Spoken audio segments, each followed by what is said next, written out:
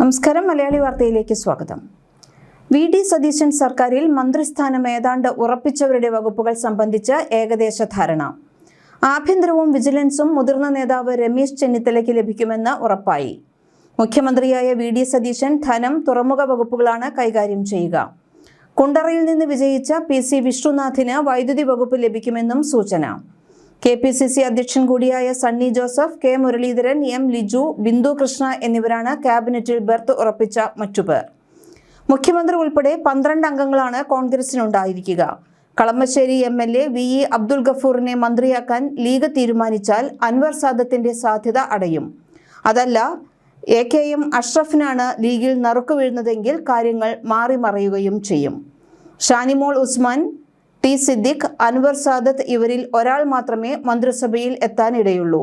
2 വനിതാ മന്ത്രിമാർ എന്ന നിർദ്ദേശം ഹൈക്കമാൻഡ് വെച്ചാൽ ഷാനിമോൾ മന്ത്രിയാകുകയും മറ്റു 2 പേർക്ക് വഴിയടയുകയും ചെയ്യും. അതല്ലെങ്കിൽ മറ്റു 2 പേരിൽ ഒരാൾ മന്ത്രിയും ഷാനിമോളെ ചിലപ്പോൾ ഡെപ്യൂട്ടി സ്പീക്കറായും പരിഗണിച്ചേക്കാം. മുസ്ലിം ലീഗിൽ നിന്ന് മന്ത്രിസ്ഥാനം ഉറപ്പിച്ച പി.കെ. കുഞ്ഞാലിക്കുട്ടി വ്യവസായ, ഐ.ടി. വകുപ്പുകളും കൈകാര്യം ചെയ്തേക്കും. കൊല്ലം മണ്ഡലത്തെ പ്രതിനിധാനം ചെയ്യാനെത്തിയ ബിന്ദു കൃഷ്ണയെ സാമൂഹിക ക്ഷേമ, വനിതാ, ശിശുവികസന മന്ത്രിയായും കെ. മുരളീധരനെ ആരോഗ്യവകുപ്പ് മന്ത്രിയായും പരിഗണിക്കാനാണ് ഇട. എക്സൈസ് വകുപ്പ് എം. ലിജുവിനും ഗതാഗത വകുപ്പ് സി.പി. ജോണിനും ലഭിച്ചേക്കും. റവന്യൂ മന്ത്രിയായി സണ്ണി ജോസഫും ടൂറിസം മന്ത്രിയായി എ.പി. അനിൽകുമാറും വരാനിടയുണ്ട്.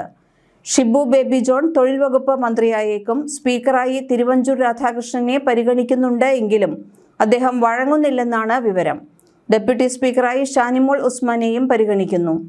മന്ത്രിമാരുടെ ചർച്ചകൾക്കൊപ്പം വകുപ്പുകൾ സംബന്ധിച്ച ചർച്ചകൾ കൂടി കെ.പി.സി.സി. ആസ്ഥാനത്ത് തുടരുകയാണ്. അനൂപ് ജേക്കബിനും മാണി സി കാപ്പനും ടേം വ്യവസ്ഥയിലായിരിക്കും മന്ത്രിസ്ഥാനങ്ങൾ നൽകുക. ഇതിൽ ഇരുവരും അതൃപ്തി അറിയിച്ചിട്ടുണ്ടെങ്കിലും തീരുമാനം മാറാനിടയില്ല.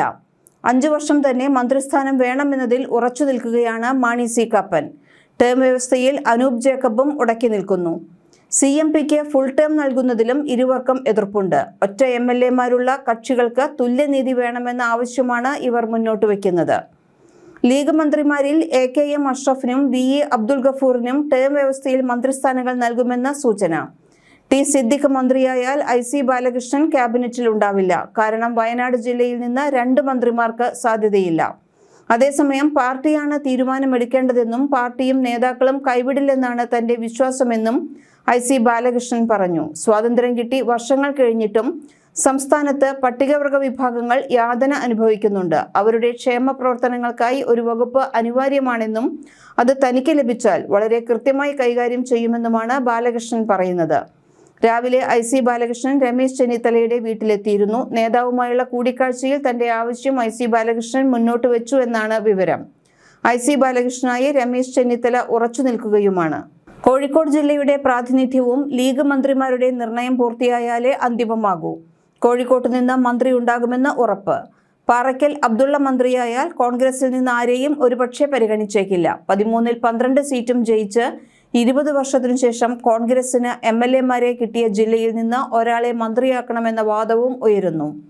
തീരുമാനമായ 6 മന്ത്രിമാരെ മാറ്റി നിർത്തിയാൽ ബാക്കി 5 സ്ഥാനങ്ങളിലേക്കും സ്പീക്കർ, ഡെപ്യൂട്ടി സ്പീക്കർ പദവികളിലേക്കുമാണ് കാര്യങ്ങൾ അന്തിമമാകാനുള്ളത്. ശേഷിക്കുന്ന മന്ത്രിസ്ഥാനങ്ങളിലേക്ക് പരിഗണിക്കപ്പെടുന്നത് ഷാനിമോൾ ഉസ്മാൻ, എ.പി. അനിൽകുമാർ, I.C. ബാലകൃഷ്ണൻ എന്നിവർക്ക് പുറമെ Roji M. John, M. Vincent, T.J. Vinod, Chandy Oommen എന്നിവരിൽ ഒരാളും വന്നേക്കാം. തിരുവഞ്ചൂർ രാധാകൃഷ്ണൻ മന്ത്രിസ്ഥാനം ആഗ്രഹിക്കുന്നുണ്ടെങ്കിലും മുതിർന്ന അംഗമെന്ന നിലയിൽ അദ്ദേഹത്തെ സ്പീക്കറായിട്ടാണ് പരിഗണിക്കുന്നത്. അദ്ദേഹം അതിനോട് യോജിക്കുന്നില്ലെങ്കിൽ ചിലപ്പോൾ N. ശക്തൻ അല്ലെങ്കിൽ V.T. ബൽറാം വരാം. ഷാനിമോൾ മന്ത്രിയായാൽ ഡെപ്യൂട്ടി സ്പീക്കറായി ബൽറാം വരാനുള്ള സാധ്യതയുമുണ്ട്. N. ശക്തനോ അതല്ലെങ്കിൽ സാമുദായിക സന്തുലനം കണക്കിലെടുത്ത് K. ജയന്ത്, സേനാപതി വേണു തുടങ്ങിയവരിൽ ഒരാളും അവസാന പട്ടികയിൽ ഇടം പിടിക്കാനുള്ള സാധ്യത തള്ളിക്കളയാനാവില്ല. കോട്ടയത്തുനിന്ന് ചാണ്ടി ഉമ്മനോ തിരുവഞ്ചൂരോ മന്ത്രിസ്ഥാനത്തേക്ക് വന്നാൽ മോൻസ് മന്ത്രിയാകുന്നതിനാൽ മറ്റൊരാൾക്ക് സാധ്യതയില്ല. 2 മന്ത്രിസ്ഥാനം വേണമെന്ന നിലപാടിൽ കേരള കോൺഗ്രസ് ജോസഫ് വിഭാഗവും ഉറച്ചു നിൽക്കുന്നു.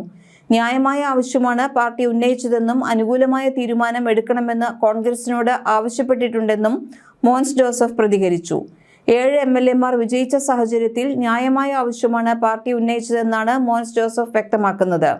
കേരള കോൺഗ്രസ് ജോസഫിന് 1 മന്ത്രിസ്ഥാനത്തിനു പുറമെ ചീഫ് വിപ്പ് പദവി നൽകാനാണ് നിലവിലെ ധാരണ. 2 മന്ത്രിസ്ഥാനം കിട്ടുകയാണെങ്കിൽ മോൻ ജോസഫിന് പുറമെ അപ്പു ജോസഫോ തോമസ് ഉണ്ണിയാടനോ മന്ത്രിസ്ഥാനത്തേക്ക് പരിഗണിക്കപ്പെടും. മന്ത്രിസ്ഥാനം ലഭിച്ചില്ലെങ്കിൽ ഇവരിൽ ഒരാളാകും ചീഫ് വിപ്പ് ആകുക. അപ്പുവിനാണ് ചീഫ് വിപ്പ് സ്ഥാനത്തേക്ക് സാധ്യത കൂടുതലുള്ളത്.